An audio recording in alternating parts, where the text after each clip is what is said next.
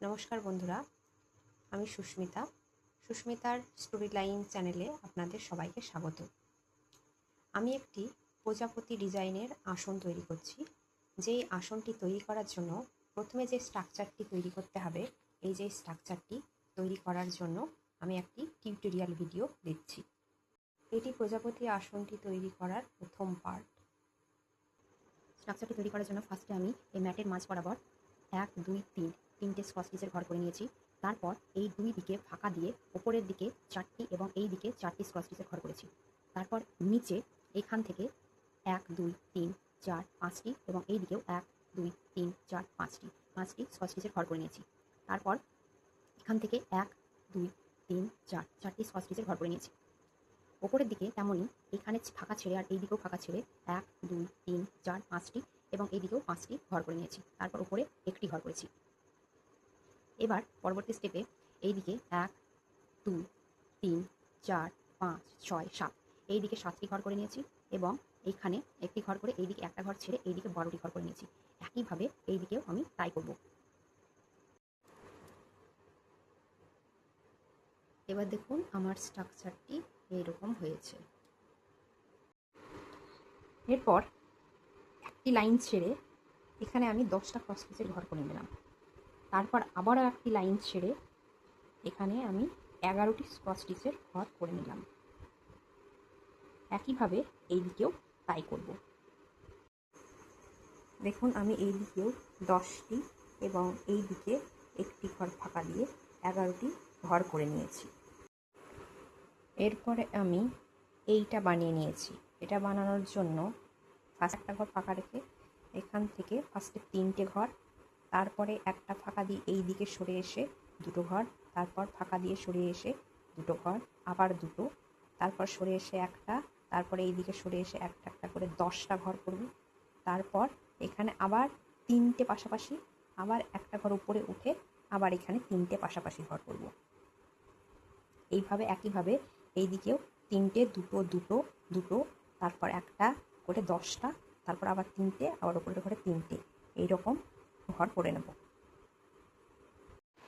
দেখুন এই দিকের মতোই 3টি, তারপর একটি ঘর ছেড়ে 2টি, আবার একটি ঘর ছেড়ে 2টি, তারপর এবার একটি ঘর ছেড়ে 2টি করে ঘর করে নিয়েছি। আবার এখানে 10টি, তারপর এখানে 3টি এবং এখানে 3টি, এইভাবে করে নিতে হবে।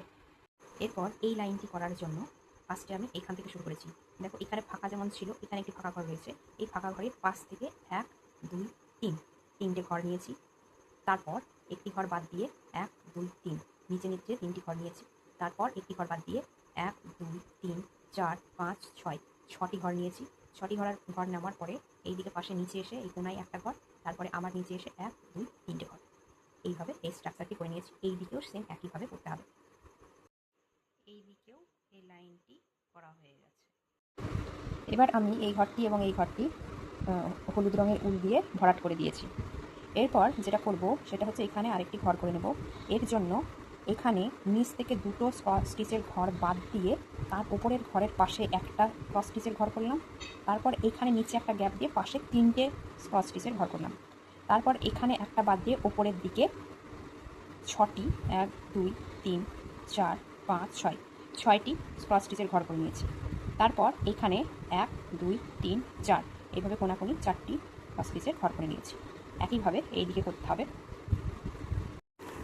এইদিকে লাইনটা আমি করে নিয়েছি। এরপরে এই কর্নার থেকে, মানে এই দিকে এই কর্নার থেকে এখানে এই লাইনটা যেখানে শেষ হয়েছে, এই লাইনের শেষের এই কর্নারটা থেকে এখানে 2টো ক্রস স্টিচের ঘর করে নিতে হবে।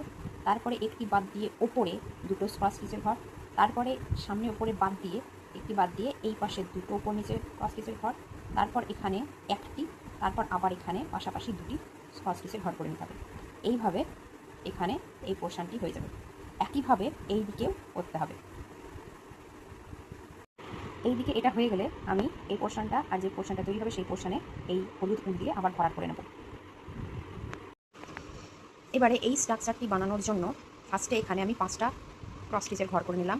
তারপর কোনাকুনি 2টো এভাবে ওপরে, তারপর ওপরে আবার ওপর নিচে 2টো, আবার ওপর নিচে 2টো, তারপর একটা, তারপর 1, 2, 3, 4 4টে, তারপর কোনাকুনি একটা, আবার 1, 2, 3 ওপর নিচে 3টে, তারপর একটা ঘর বাদ দিয়ে এই দিকে সরে এসে একটা, তারপর আবার 1 2 3 তিনটে, তারপর দুটো দুটো করে চারটে, এরকম একটা স্টেপের মতো করে নিলাম।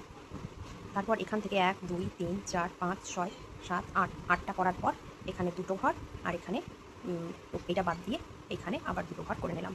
একইভাবে এখানে করতে হবে। এইটুকুটা করেছি, এবার এখান থেকে এইটুকুটা আমি এখানে জোড়া দেবো। আমি এই দিকটা কমপ্লিট করে নিয়েছি।